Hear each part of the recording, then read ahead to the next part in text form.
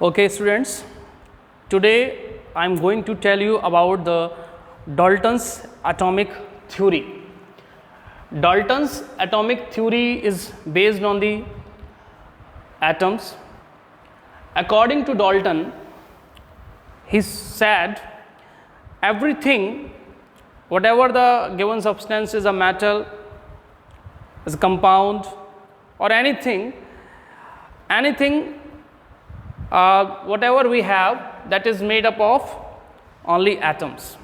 According to Dalton, Dalton ऐसा कहते हैं कि जो भी हमारे आसपास है, जो भी चीज़ें हमारे आसपास हैं, whether they are metals, non-metals, compounds, okay, they are made up of atoms. वो सारी चीज़ें किससे बनी हुई हैं? एटम से बनी हुई हैं. एटम के बारे में पहले भी डिस्कस कर चुके हैं.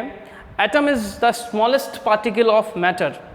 Atom is the smallest particle of matter. When we talk about the water, if we take an example, we have some water in it, okay.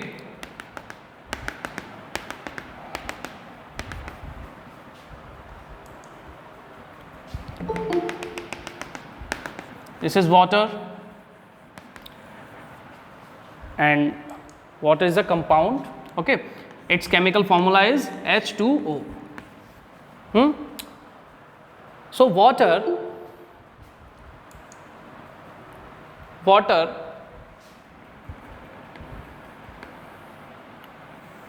is made up of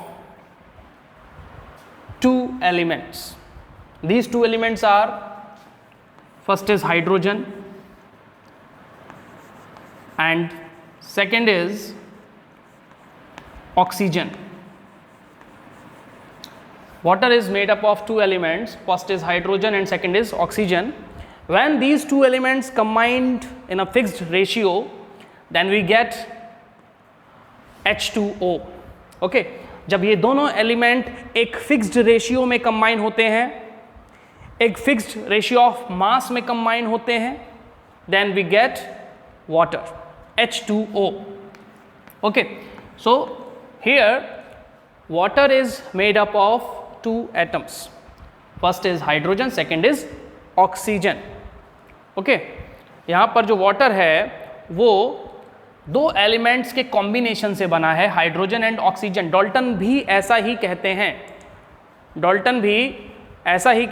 Dalton कहते हैं कि जो भी substance आपके चारों तरफ हैं, जो भी चीज़ें आपके चारों तरफ हैं, they are made up of only atoms. और इस बेसिस पर उन्होंने कुछ पॉइंट्स दिए हैं, उन्होंने एक अपनी थ्योरी दी है, उसके बेसिस पर पोस्टुलेट्स तैयार किए हैं और उन पोस्टुलेट्स को आज हम समझने वाले हैं.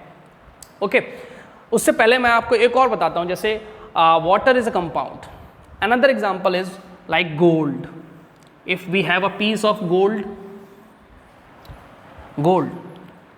and we know the symbol of gold is AU, है ना. गोल्ड का सिंबल जो होता है वो AU होता है, AU. So in this piece of gold, millions of AU is the atom. millions, एक या दो नहीं.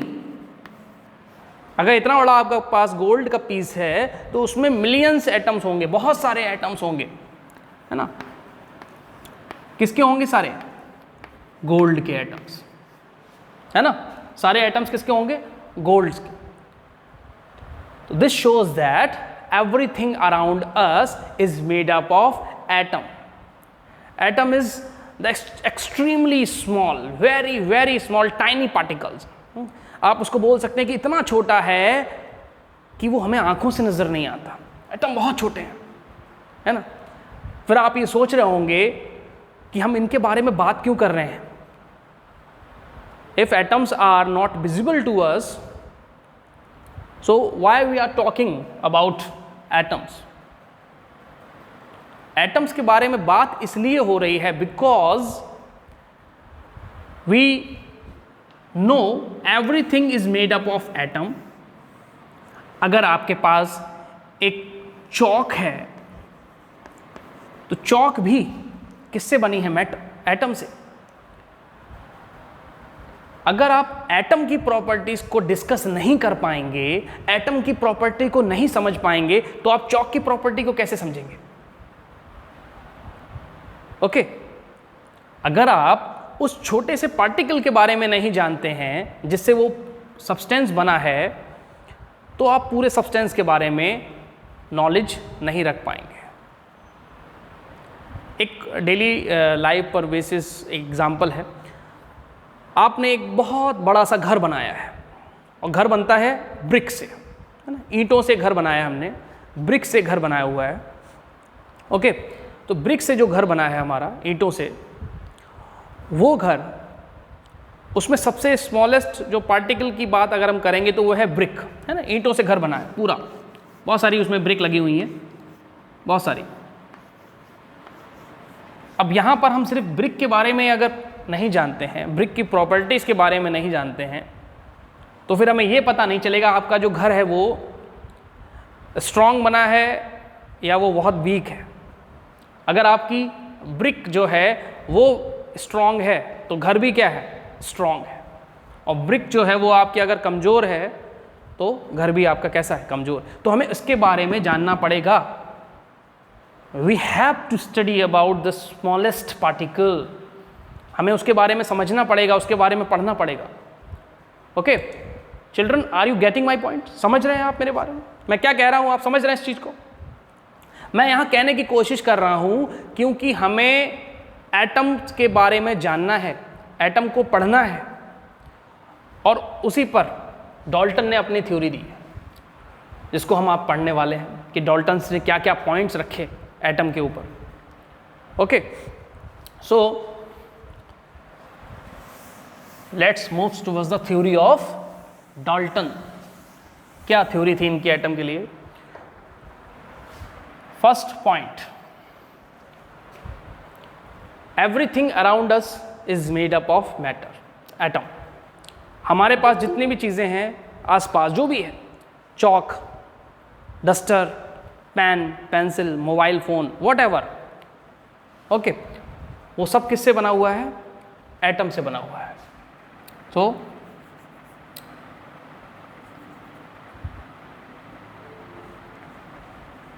everything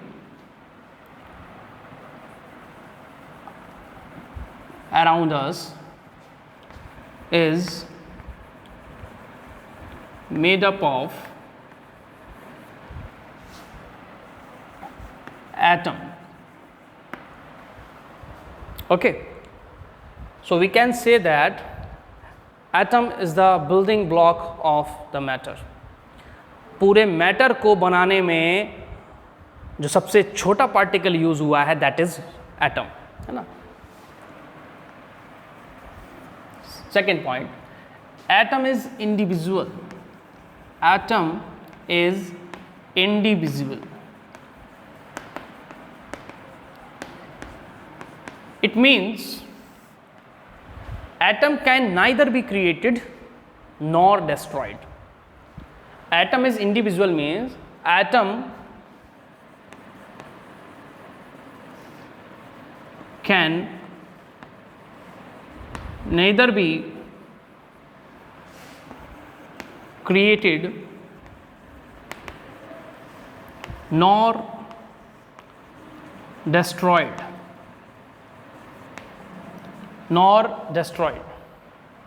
Atom can neither be created nor destroyed. Mean atom को ना तो उत्पन्न कर सकते हैं, क्रिएट, निर्माण करना, है ना, और ना ही उसको विनाश कर सकते हैं, उसको समाप्त किया जा सकता है ना। तो एटम को ना तो आप क्रिएट कर सकते हैं ना ही उसका विनाश कर सकते हैं। Third point, atoms of same elements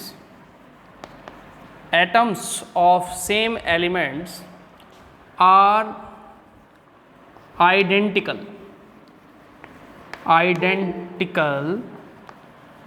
atoms of same elements are identical in all respect,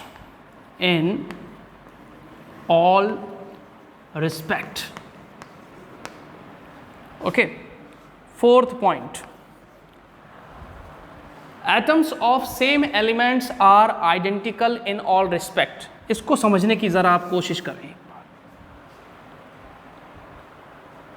This point says कि if you have same element, suppose this is a block of iron and we have another block of iron. So in both the blocks, the atoms of iron will be identical in mass, density और everything. जितने भी atoms present होंगे वो सभी के सभी identical होंगे, हर चीज़ में एक जैसे होंगे अगर एलिमेंट सेम है तो. If element is not same, in that case they are not identical. Okay, अगर यहाँ पर आयरन के दो ब्लॉक हैं तो इनके एटम्स आइडेंटिकल होंगे, लेकिन यहाँ पर अगर आयरन की जगह पर इफ़ वी टेक सिल्वर, है ना, अगर आपके पास सिल्वर आ जाता है, सिल्वर यहाँ पर यूज़ करते हैं आप, तो सिल्वर के एटम्स एंड आयरन के एटम्स आइडेंटिकल नहीं होंगे. ओके, वेरी गुड नम्रता. सिल्वर के atoms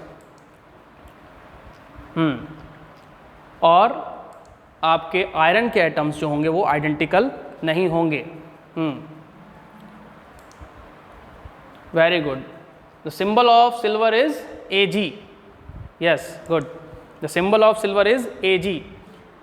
If we take a block of silver instead of iron, silver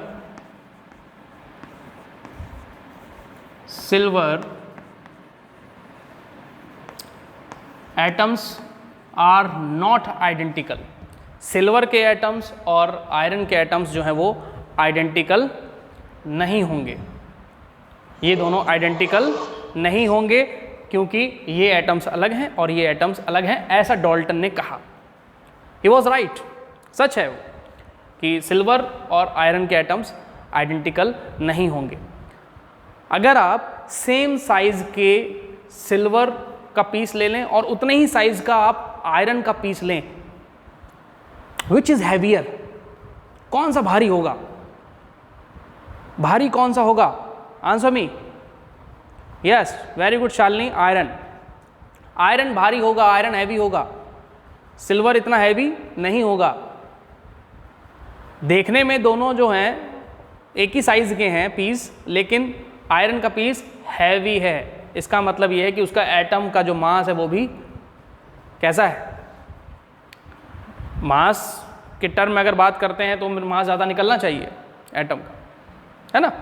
density ज़्यादा होगी एटम, इसमें आयरन के केस में. तो यहाँ पर atoms of same elements are identical in all respects. Atoms of different elements are not identical in all respects.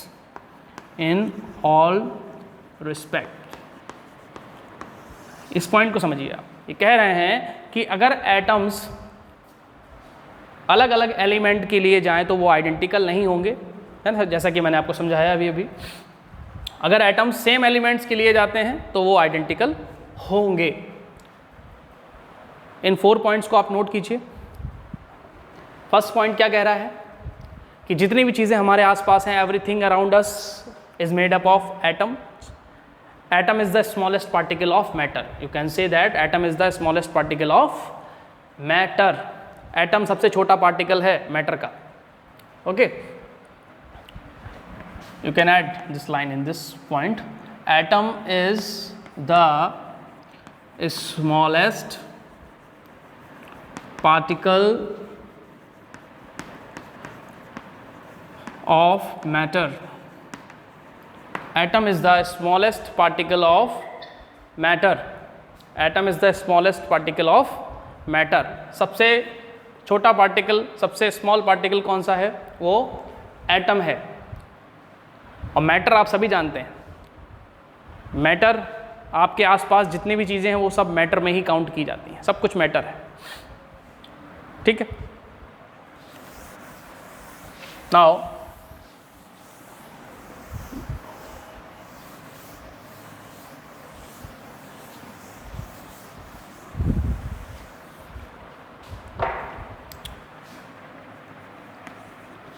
atoms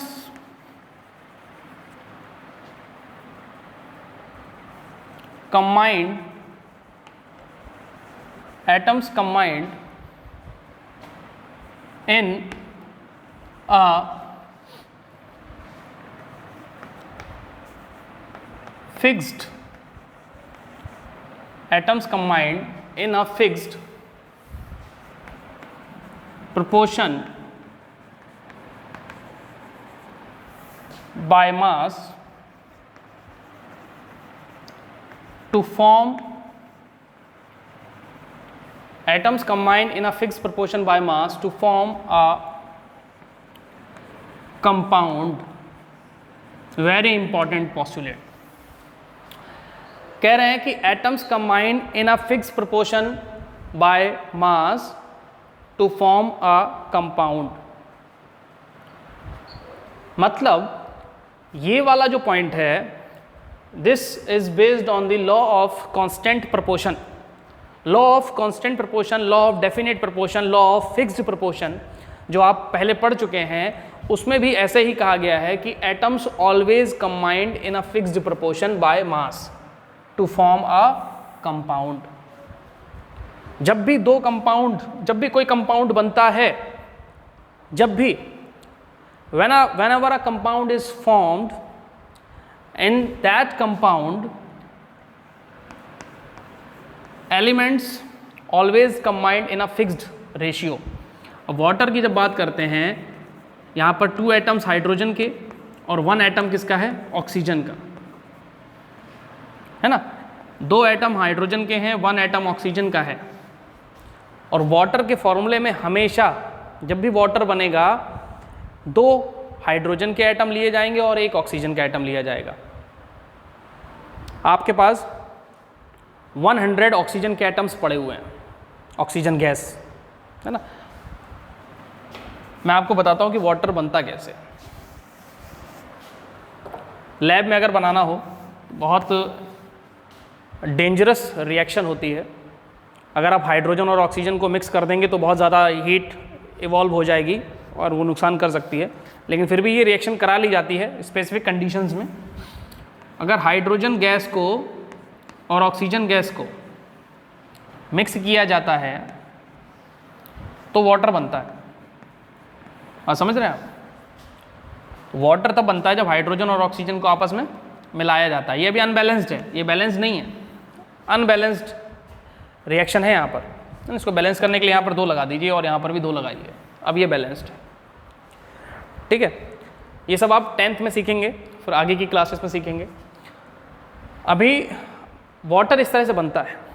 hydrogen atom use नहीं करते हम लोग वाटर बनाते समय. हाइड्रोजन मॉलिक्यूल और ऑक्सीजन मॉलिक्यूल का यूज़ करते हैं. ठीक है. मॉलिक्यूल्स के बारे में भी बताएंगे, पहले एटम के बारे में बात चल रही है.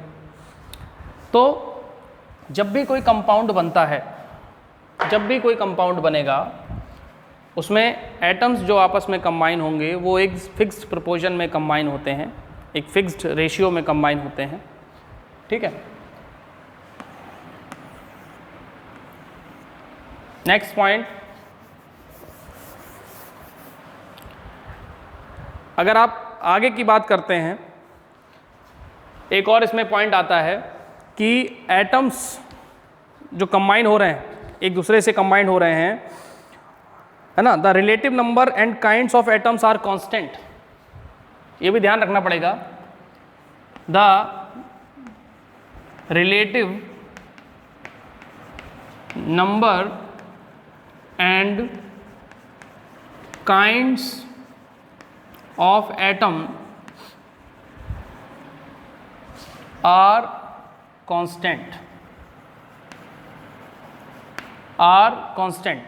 इसका मतलब क्या है, इन अ कंपाउंड, इसको भी लिख लें आप, इन अ कंपाउंड। इसको ज़रा समझने की कोशिश कीजिए। रिलेटिव नंबर, अभी बात की हमने H2O की, वाटर की बात कर रहे थे, तो रिलेटिव नंबर क्या है? अगर आपको ऑक्सीजन के साथ हाइड्रोजन कंबाइन करानी है तो कितने हाइड्रोजन के एटम लेने पड़ेंगे आपको? 2। ये रिलेटिव नंबर है ना। अगर आपको ऑक्सीजन के साथ वाटर का हाइड्रोजन कंबाइन करानी है और पानी बनाना है तो आपको 2 हाइड्रोजन एटम लेने पड़ेंगे। ये कांस्टेंट रहेगा, बदलेगा नहीं।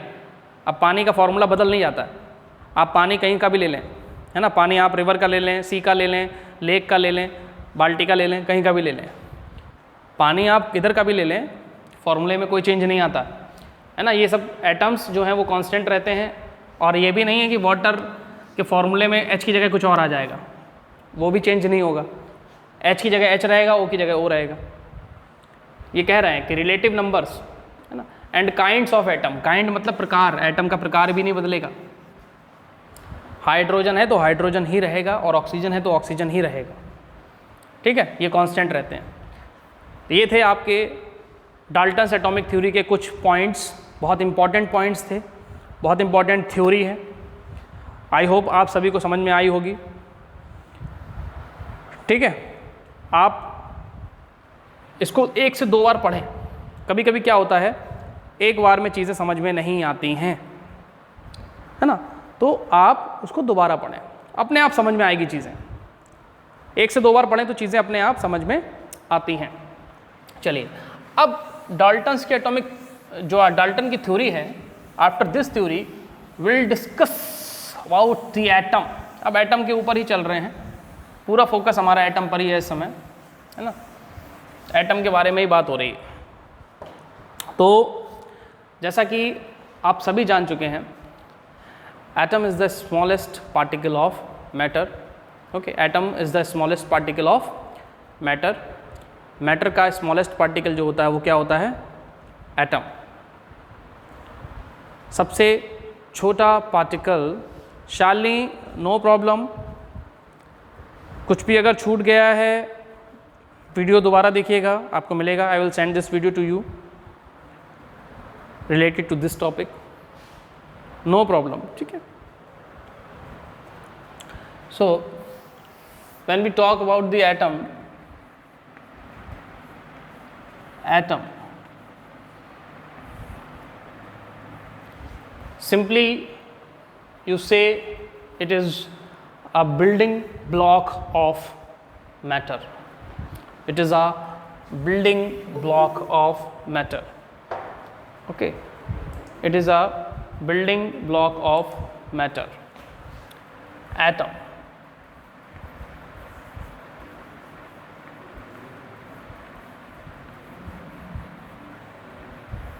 Atom. Okay, so it is a building block of matter। मतलब किसी भी मैटर को बनाने के लिए, किसी भी मैटर को बनाने के लिए उसमें जो पार्टिकल का यूज़ हुआ है वो एटम है। कोई भी चीज़ जो बनी है उसमें जो पार्टिकल यूज़ हुआ है वो एटम है। एटम बहुत छोटा होता है, बहुत साइज़ में बहुत छोटा है। अगर हम हाइड्रोजन एटम के साइज़ की बात करते हैं, when we talk about the size of hydrogen atoms,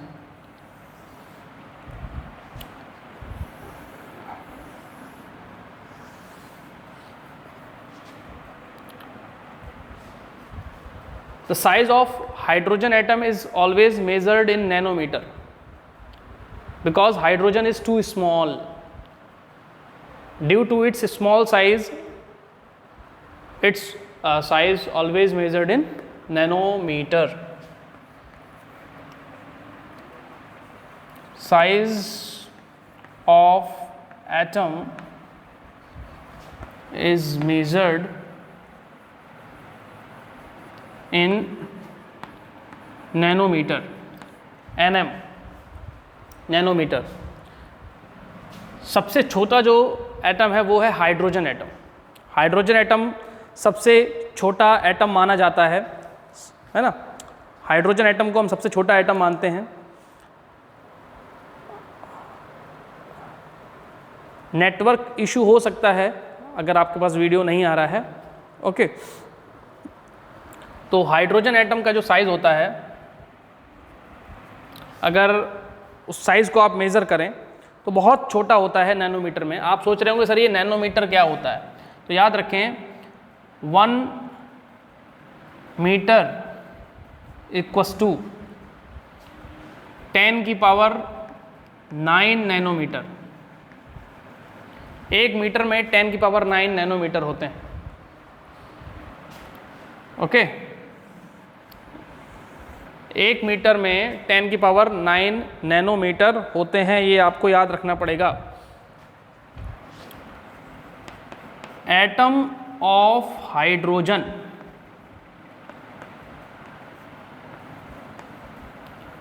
इसका जो साइज होता है नैनोमीटर में 10 की पावर -10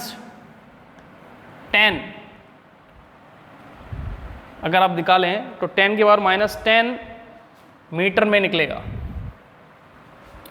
आप नैनोमीटर को मीटर में भी कन्वर्ट कर सकते हैं. 1 नैनोमीटर इज इक्वल टू 10 की पावर -9 मीटर. ये भी आप याद रखेंगे. 1 मीटर में इतने नैनोमीटर होते हैं, और इसी अगर 10 की पावर 9 को इस तरफ ले आएँ, है ना, तो ये मीटर में कन्वर्ट हो जाएंगे. नैनोमीटर मीटर में आ जाएगा. 10 की power -9 metre. Atom of hydrogen इसका साइज होता है 10 की पावर -10 मीटर. मतलब इतना छोटा कि आप आँखों से नहीं देख सकते. We are not able to see with naked eyes, है ना. एटम ऑफ, अगर एटम की बात करते हैं, यहाँ पर आप कुछ मॉलिक्यूल्स भी ले सकते हैं, जैसे molecule of water.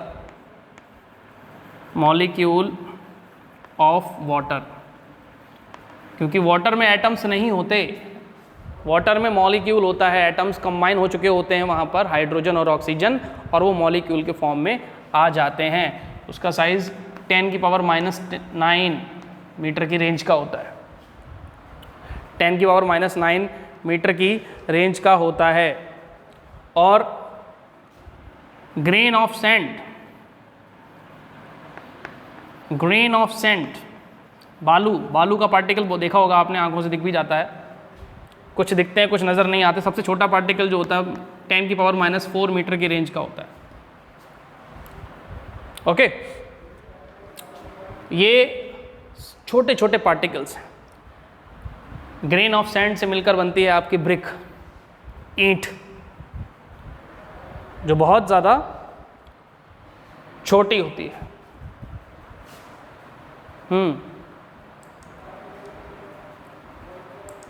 Clear? Is everything clear to you, children? Tell me.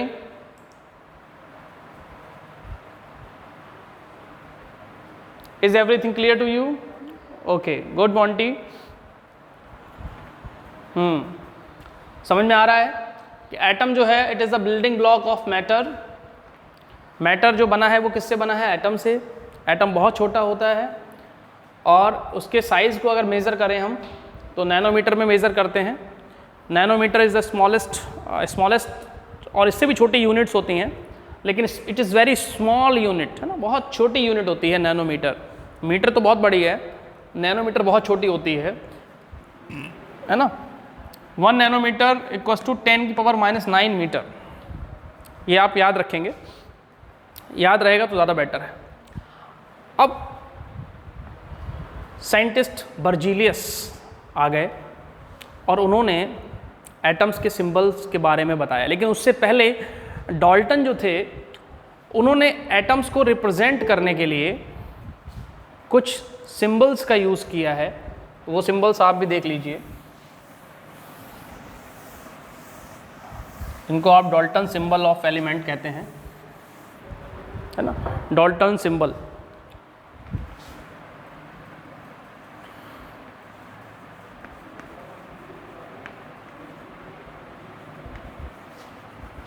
Symbol of elements.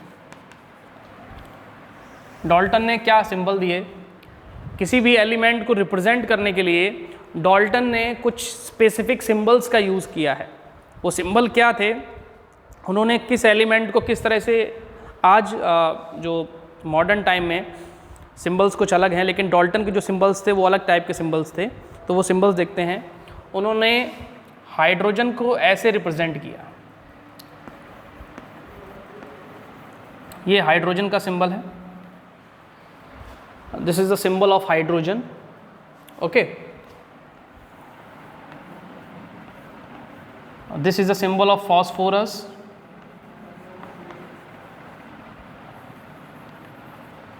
Okay, this is the symbol of phosphorus, this is the symbol of iodine. एक सर्कल बना के गोला कर दिया सिर्फ इसमें। ऑक्सीजन को सिंपल उन्होंने O से रिप्रेजेंट किया, बड़ा सा एक सर्कल बना दिया था, this is oxygen. Okay, lead, इस टाइप के सिंबल्स थे डाल्टन्स के। आज जो मॉडर्न सिंबल्स यूज़ करते हैं उसमें अल्फ़ाबेट्स का यूज़ होता है, यहाँ पर इन्होंने सर्कल का यूज़ किया और सर्कल में इन्होंने डिफरेंट टाइप की इमेजेस बनाई हैं। किसी में तो अल्फ़ाबेट्स का ही यूज़ किया है, कहीं कहीं पर अल्फ़ाबेट्स का यूज़ नहीं किया है। मरकरी को इन्होंने स्पेशल सिंबल दिया था एक इस तरीके से ना, like this, this is mercury. Okay, mercury इस तरह से। तो these are the Dalton's symbol of elements, है ना, डाल्टन्स एटॉमिक सिंबल भी कहते हैं इनको। क्लियर है? सभी को समझ में आ रहे होंगे। ये तो आपको याद ही करने पड़ेंगे, ठीक है, इन सिंबल्स को याद कर लेते हैं। लेकिन ये सिंबल्स इतने ज़्यादा बहुत ज़्यादा बड़े हैं देखने में, अगर आप ध्यान से देखें हर जगह इनको लिख पाना बहुत मुश्किल था। तो साइंटिस्ट ने मॉडर्न सिंबल्स का यूज़ किया है और जे बर्जीलियस ने जो मॉडर्न सिंबल्स दिए हैं वो इससे अलग हैं। नेक्स्ट पीरियड में हम मॉडर्न सिंबल्स के बारे में भी बात करेंगे। ओके।